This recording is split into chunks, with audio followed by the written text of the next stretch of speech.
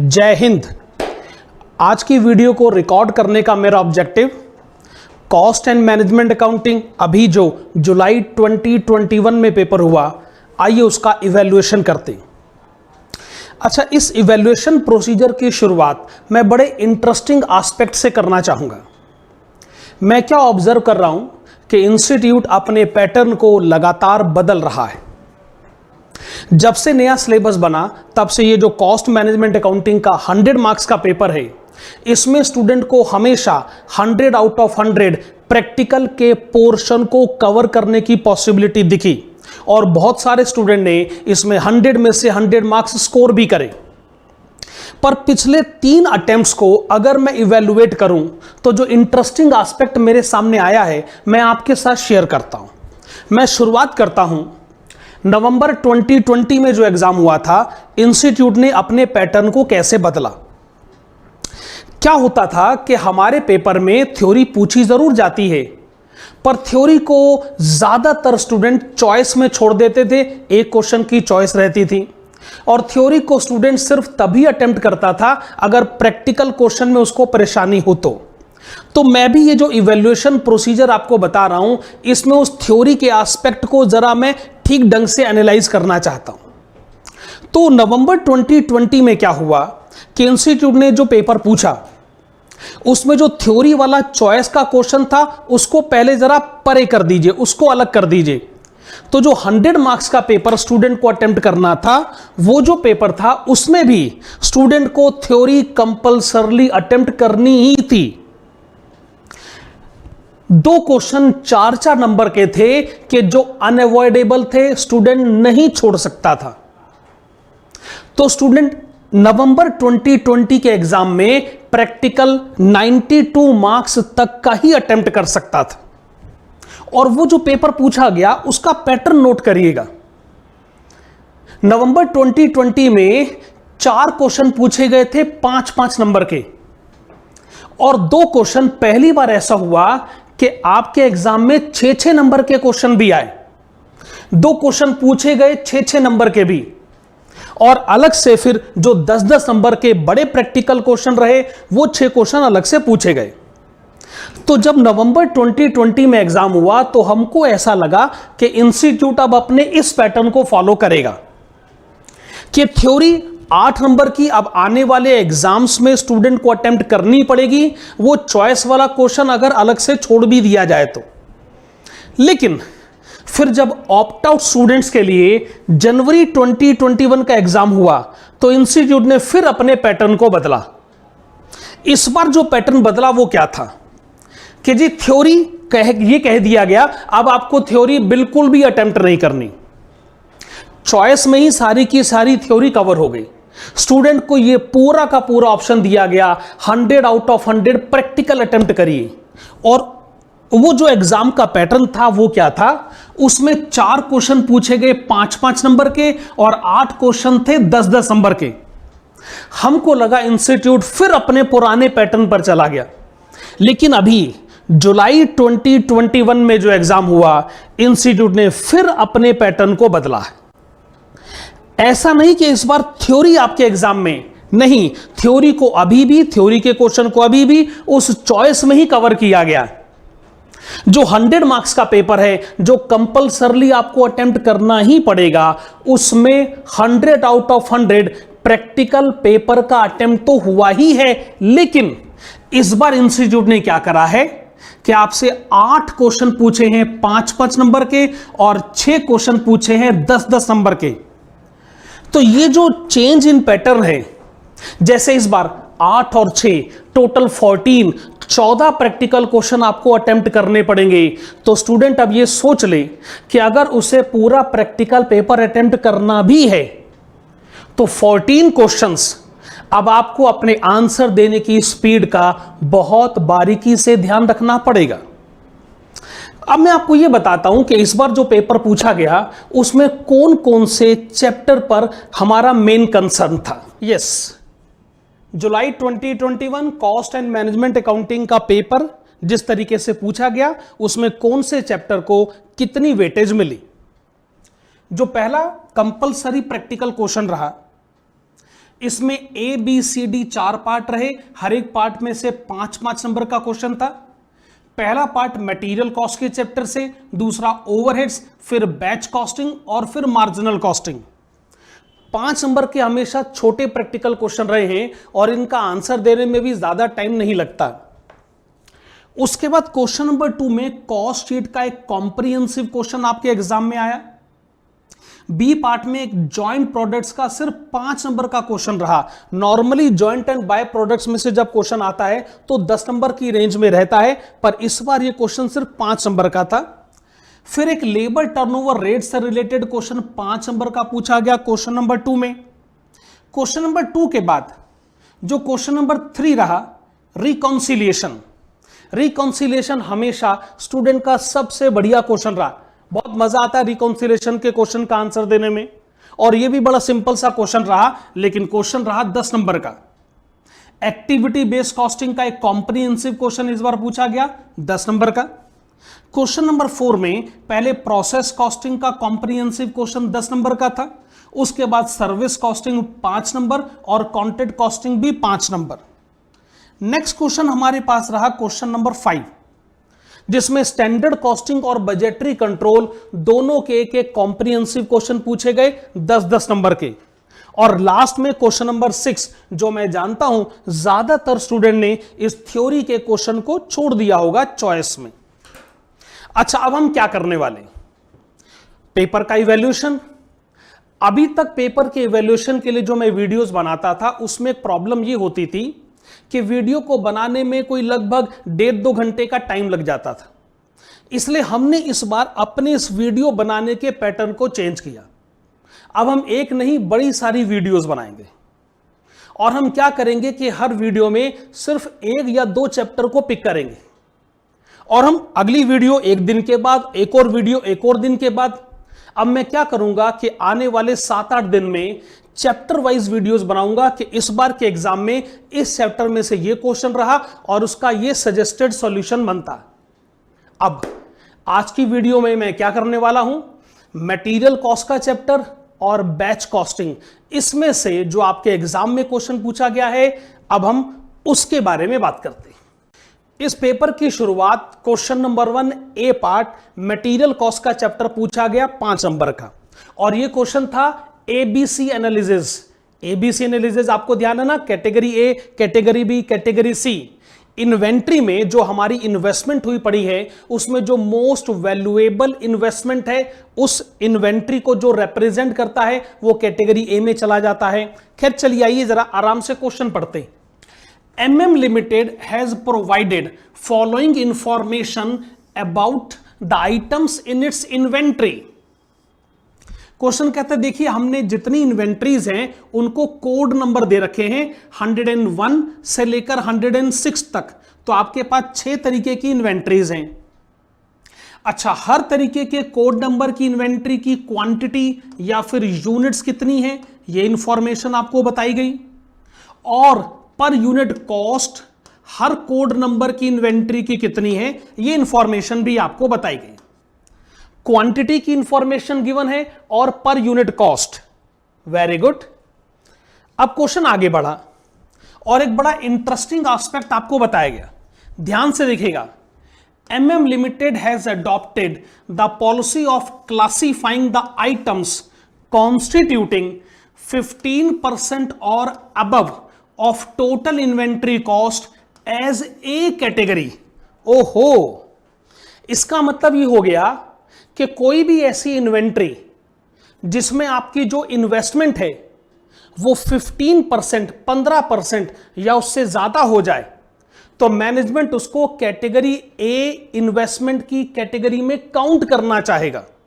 Question आपको clear cut बता रहा है कि हम कैटेगरी ए किसको मानते हैं, कि जो भी आपकी टोटल इन्वेंट्री इन्वेस्टमेंट है उसके कंपैरिजन में आपके पास जो भी कोड की इन्वेंट्री की इन्वेस्टमेंट का प्रोपोर्शन अगर 15% या उसको एक्सीड करता है तो वह अपने आप को कैटेगरी ए में कवर्ड माने। उसके बाद आइटम्स कॉन्स्टिट्यूटिंग 6% और less of total inventory cost as C category. और सी कैटेगरी में कौन कवर होंगे? वेल, जिनका टोटल इन्वेंट्री कॉस्ट के कंपैरिजन में जो इन्वेस्टमेंट हुआ पड़ा है वो 6% है या उससे कम है। पर आप कहेंगे सर बीच की रेंज तो आप भूल ही गए। कैटेगरी ए को आप क्या कहते हैं कि जिसमें इन्वेंट्री इन्वेस्टमेंट 15% या उससे ज्यादा है। कैटेगरी सी आप किसको कहते हैं? जिसमें इन्वेंट्री इन्वेस्टमेंट का प्रोपोर्शन 6% या उससे कम है। ए में 15% और मोर और सी में 6% और लेस। जो इन बिटवीन रेंज है इसके बारे में वो कहते हैं कि उसको आप बी कैटेगरी में कंसीडर करिए। Very good. अब आप हमसे क्या चाहते हैं? हम आपसे दो स्टेटमेंट्स बनवाएंगे। पहली स्टेटमेंट का ऑब्जेक्टिव है rank the items on the basis of percentage of total inventory cost, और दूसरी स्टेटमेंट का ऑब्जेक्टिव क्या है? Classify the items into A, B and C categories as per ABC analysis of inventory control adopted by the company. आप याद करिए, इसी से मिलता जुलता एक क्वेश्चन हम ऑलरेडी क्लास में कवर कर चुके हैं। अच्छा, इस क्वेश्चन का आंसर किस पैटर्न पर आगे बढ़ना चाहिए? मेरी तरफ से सजेस्टेड सॉल्यूशन क्या है? वेल, मैं आपका ध्यान सजेस्टेड सॉल्यूशन पे लाना चाहूंगा। इसका आंसर कैसे दिया जाना चाहिए? जो पहली स्टेटमेंट है उसमें आपको यह बताना है कि कौन से कोड में आपकी इन्वेस्टमेंट कितनी है और आपको ए कैटेगरी में जाना है या बी में जाना है और आपकी रैंक्स क्या है। तो इसका आंसर देने का सिस्टम क्या है? पहले ऑफ कोर्स आपको जितने कोड्स हैं उनके नाम लिखने चाहिए, ये क्वेश्चन में गिवन है। यूनिट्स की इंफॉर्मेशन क्वेश्चन में गिवन है और पर यूनिट कॉस्ट आप देख सकते हैं यहां तक की इंफॉर्मेशन क्वेश्चन में गिवन है। हमने एज इट इज क्वेश्चन में से पिक कर लिया। जो कैलकुलेशन हमने करी वो कौन सी? हमने कहा टोटल इन्वेंट्री कॉस्ट। ये टोटल इन्वेंट्री कॉस्ट कैसे पता चला? वेरी सिंपल, हमने यूनिट्स को पर यूनिट कॉस्ट से मल्टीप्लाई करा। जैसे code number 101, 25 units per unit ₹50, hence total inventory cost 1250। तो टोटल इन्वेंट्री कॉस्ट को कैलकुलेट करने का बड़ा सिंपल सा पैरामीटर रहा units multiplied with per unit cost. जब हमने हर एक का इंडिविजुअल टोटल इन्वेंट्री कॉस्ट पता चला तो आखिर में इसका टोटल आ गया 7500। फिर हमको इसका परसेंटेज जानना था, क्योंकि जब तक परसेंटेज नहीं जानेंगे तब तक ABC के क्लासिफिकेशन की बात तय नहीं होगी। और ये परसेंटेज हमने कैसे पता किया? अरे बहुत सिंपल। जैसे कोड नंबर 101 वो कहता है कि हमारी इन्वेंट्री कॉस्ट है 1250, हमने का टोटल है 7500। Very simple, 1250 divided by 7500, this is 16.67%. Similarly, in case of code number 102, well, this is 300 divided by 7500, this is 4%. हमको ये पता चल गया कि हर तरीके का जो कोड है उसमें जो टोटल इन्वेंट्री कॉस्ट है वो असल में कितने परसेंटेज को रिप्रेजेंट करता। बस यहीं से ABC क्लासिफिकेशन का पैरामीटर डिसाइड हुआ। मैनेजमेंट ने पॉलिसी बनाई कि जिस भी कोड की इन्वेस्टमेंट 15% या उससे ज्यादा होगी वो अपने आप को कैटेगरी ए में माने।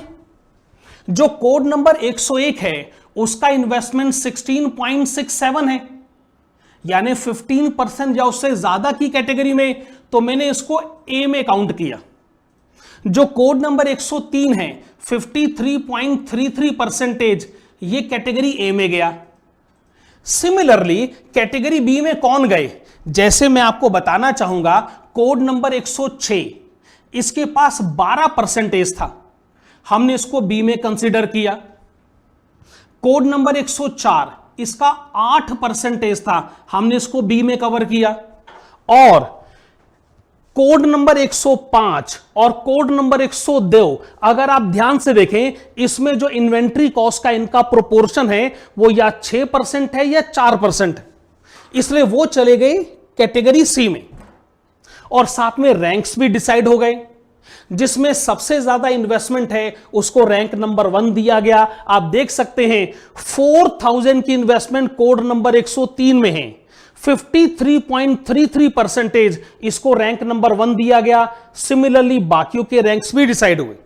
ये वाली स्टेटमेंट ने हमको ये बता दिया कि आपकी टोटल इन्वेंट्री कॉस्ट की इन्वेस्टमेंट कितनी है, उसमें हर एक कोड की इन्वेस्टमेंट कितनी है। अकॉर्डिंगली आपने इन्वेस्टमेंट को बेस बनाकर रैंक्स भी डिसाइड करा और मैनेजमेंट की पॉलिसी के हिसाब से डिसाइड हो गया कि कैटेगरी ए में कौन जाएगा, बी में कौन जाएगा, सी में कौन जाएगा। लेकिन ये जो पहली वाली स्टेटमेंट है इसमें आपको सिर्फ रैंक्स डिसाइड करने, इसमें आपको इंडिकेशन मिलता है कि ए में कौन, बी में कौन, सी में कौन। सवाल ये उठता है कि एबीसी क्लासिफिकेशन का एक अलग से स्टेटमेंट भी तो होना चाहिए ऑब्वियसली, और वो इस क्वेश्चन के सेकंड पार्ट में पूछा भी गया। ओके, ये सेकंड पार्ट इस तरीके से इसका आंसर जाना चाहिए। जब हमने इसकी स्टेटमेंट बनाई तो उसमें आप देखेंगे कैटेगरी ए, कैटेगरी बी और कैटेगरी सी को कवर किया गया। कैटेगरी ए में रैंक नंबर 1 और रैंक नंबर 2 चला गया। रैंक नंबर 1 में कोड नंबर 103 था, रैंक नंबर 2 में कोड नंबर 101 था। आप इसको कंपेयर कर सकते हैं। ये रैंक नंबर 1 है, कोड नंबर 103। ये रैंक नंबर 2 है, कोड नंबर 101। फिर हमने क्या करा, इनके रेस्पेक्टिव इन्वेस्टमेंट के अमाउंट को पिक किया और उनके परसेंटेज की इंफॉर्मेशन भी हमने लिखी। अकॉर्डिंगली उसका टोटल कर लिया गया। तो कैटेगरी ए में जो 2 कोड आए रैंक नंबर 1 और 2 वाले, उसमें इन्वेस्टमेंट का टोटल था 5250 और परसेंटेज का टोटल था 70%। सिमिलरली कैटेगरी नंबर बी में रैंक नंबर 3 और 4 कवर हुआ, कोड नंबर 106 और 104 कवर हुआ, रेस्पेक्टिव इन्वेस्टमेंट लिखी गई, उनका टोटल किया गया और उस परसेंटेज का टोटल आया 20%। कैटेगरी सी में रैंक नंबर 5 और 6 आया, कोड नंबर 105 और 102 आया, इन्वेस्टमेंट का टोटल 750 और उसका प्रोपोर्शन 10%। तो जैसा स्टैंडर्ड पैरामीटर होता है ना कि कैटेगरी ए में 70% इन्वेस्टमेंट आ गया, कैटेगरी बी में 20% इन्वेस्टमेंट आ गया और कैटेगरी सी में 10% इन्वेस्टमेंट आया। अच्छा, अब एक सवाल यह भी उठेगा कि हमने इसमें क्वांटिटी पर डिस्कशन क्यों नहीं करा। वेल, क्वांटिटी पर डिस्कशन इसलिए नहीं करा क्योंकि क्वेश्चन चाहता नहीं है। क्वेश्चन ने सिर्फ वैल्यू को पैरामीटर माना है। अगर वो क्वांटिटी जैसी भी कोई बात कहते तो हम क्वांटिटी के कॉलम पर भी डिस्कशन करते। जो क्वेश्चन हमने क्लास में किया था उसमें अमाउंट पर भी डिस्कशन हुआ था और क्वांटिटी पर भी, पर ये जो क्वेश्चन रहा ये थोड़ा लिमिटेड फॉर्म में रहा। इसमें खाली अमाउंट को बेस बनाकर कैटेगरी ए, कैटेगरी बी और कैटेगरी सी डिसाइड हुआ। तो 5 नंबर का बड़ा छोटा सा क्वेश्चन था, स्टूडेंट को इसमें ज्यादा टाइम नहीं लगा होगा। अच्छा, आज मैं एक और क्वेश्चन पिक करता हूं और वो है बैच कॉस्टिंग से रिलेटेड। तो बैच कॉस्टिंग से रिलेटेड रहा क्वेश्चन नंबर 1 का सी पार्ट। ये क्वेश्चन आपके एग्जाम में 5 नंबर का था।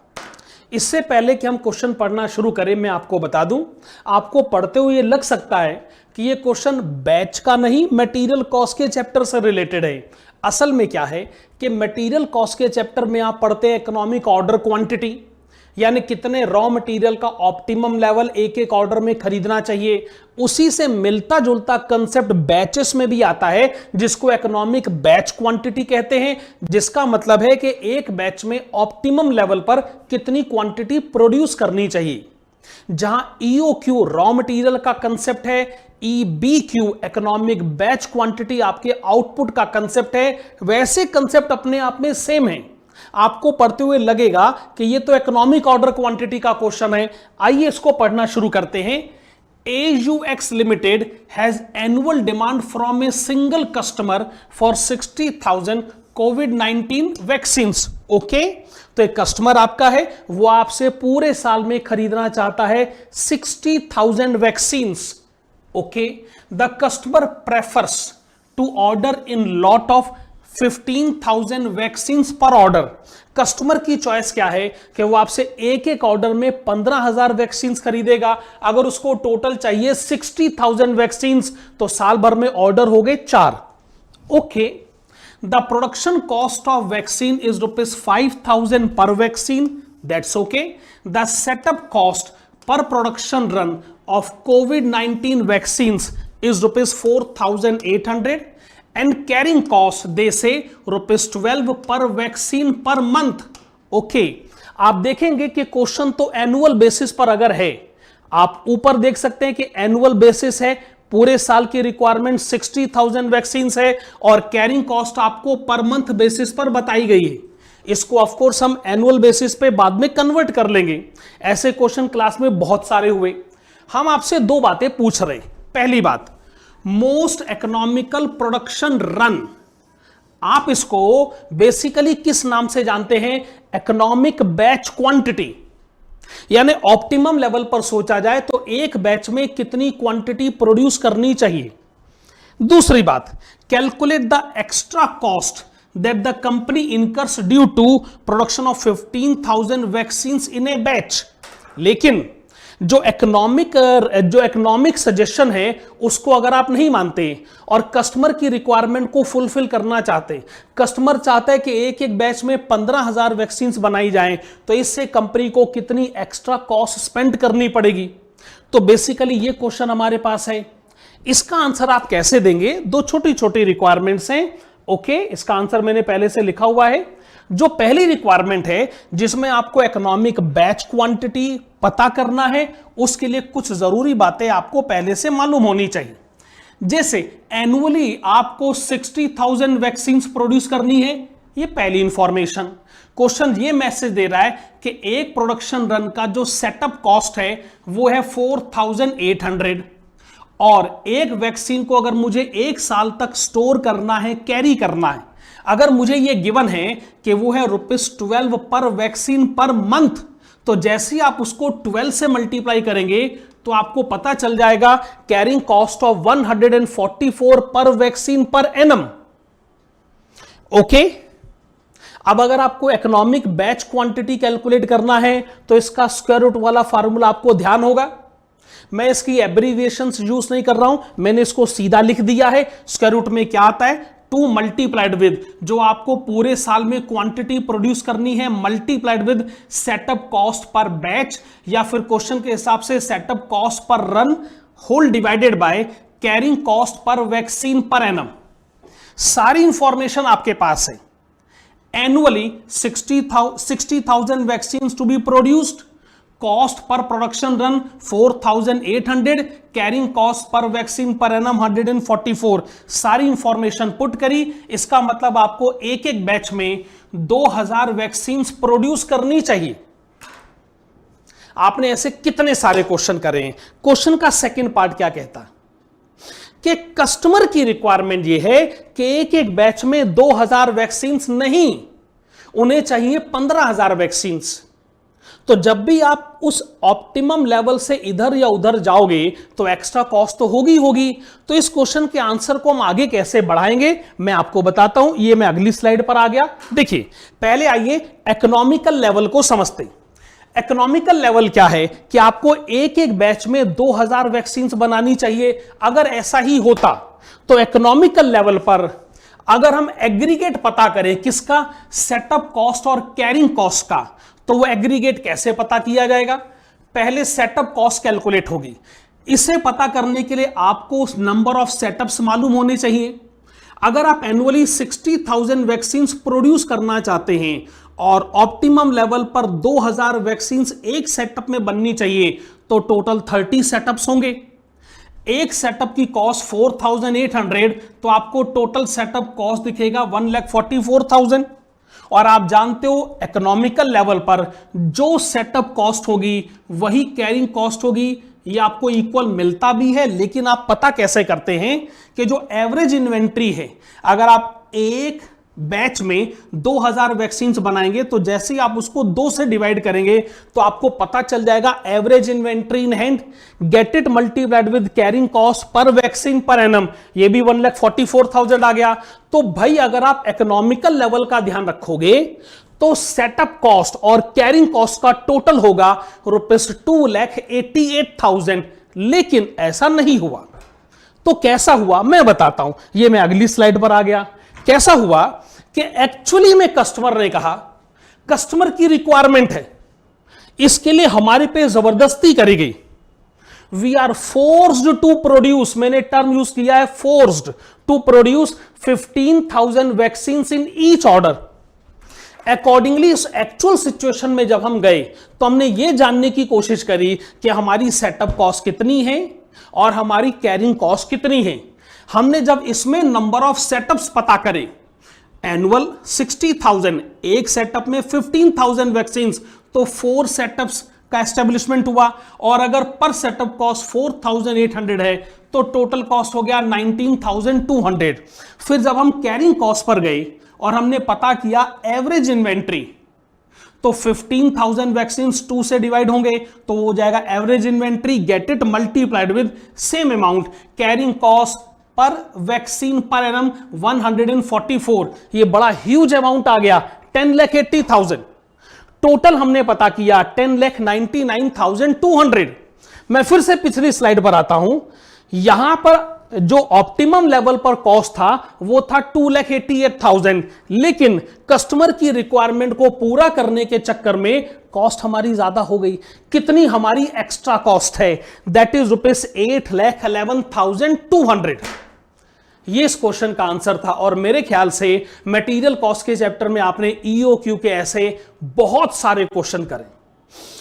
अच्छा देखो, ऐसा है, अब हम इस वीडियो को यहां रोकते हैं। अब हम एक काम करेंगे, अगला वीडियो जो मैं बनाऊंगा, जो मैं कल बनाऊंगा, उसमें मैं लेबर कॉस्ट के चैप्टर के बारे में बात करूंगा जो इस बार के एग्जाम में पूछा गया। तो आज हमने डिस्कशन किस पे किया? मटेरियल कॉस्ट पर और बैच पर। चलिए आज की वीडियो को यहीं रोकते हैं। Good bye, thank you.